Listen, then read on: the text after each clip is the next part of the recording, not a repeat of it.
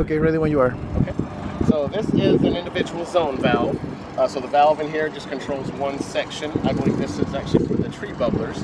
But if we ever had a problem to where one of the tree bubblers was knocked off, or this valve will run constantly no matter what other zone is on because of a mechanical problem in the valve, there are isolation valves in the valve boxes to where that valve can be turned off by itself. And that is actually, it's kind of muddy in there, but that's this valve back here. And so right now it is in the on position.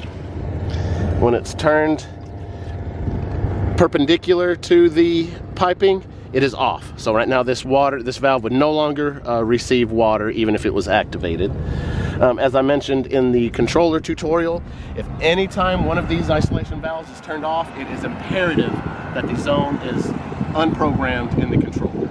Because if the controller is trying to turn this zone on but no water can get to it, the pump is running with nowhere for the water to go.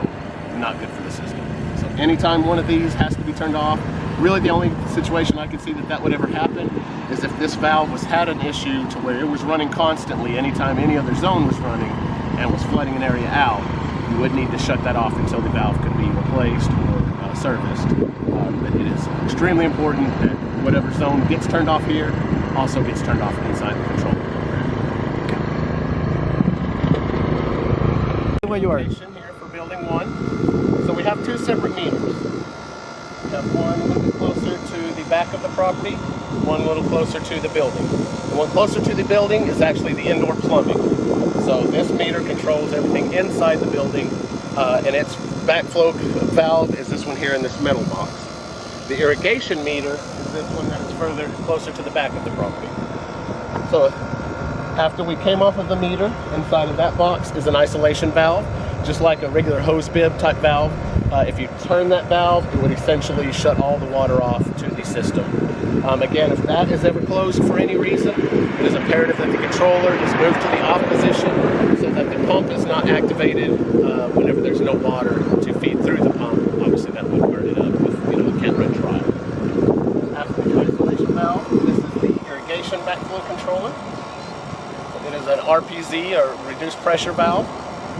There's a Y strainer here. You can open this nut up and water will clean out in case there's ever debris. It stops debris from being able to enter the system and do damage to the RPZ. The way the RPZ works, if there was ever a backflow situation, the water cannot go backwards. It will get dumped out of this valve here. So if there's ever water coming out of this box and it's coming out of that zone, you basically need to shut both handles and call to have the RPZ serviced. Sometimes debris can get caught in there and will cause that to leak a little bit or dump a lot of water. But generally it's not a hard thing to fix if that does happen. Out of the RPZ, it then goes into the pump, and then from the pump it goes on to the rest of the system. Because the water is constantly being run through the pump, there is no need to prime the pump. So typically with a pump, you have to put water inside of the pump casing before you turn it on, which is why we install these T's with a plug.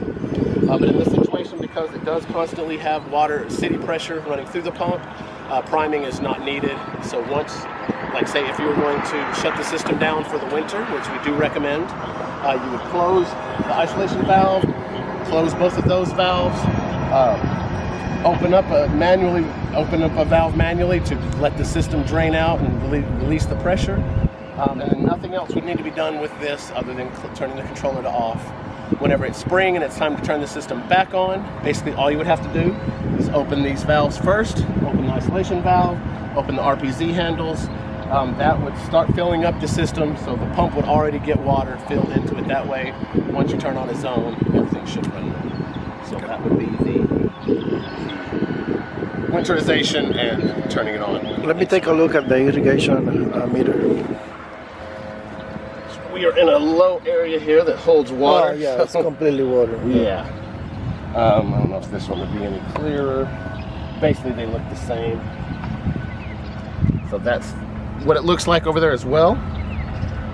The cutoff, if you wanted to turn it off at the meter, the off valve is back here. But generally, the city doesn't like for you to turn off their meters. But you can basically, the the only reason you would ever need to turn off the meter is if we had a leak from this point to that box. Any other leak we can isolate without this in that box.